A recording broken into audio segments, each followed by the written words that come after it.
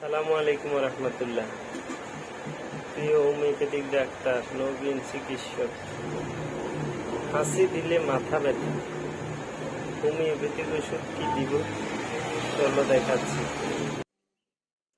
দেখো, 148 পৃষ্ঠা, can't repertory head অধ্যায়, লেফট কলামের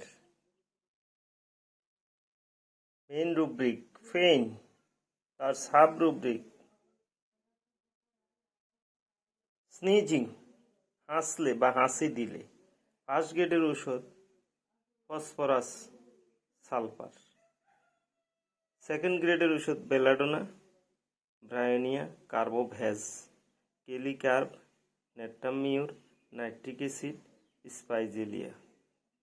তাছাড়া থার্ড গ্রেডের কিছু ওষুধ আছে।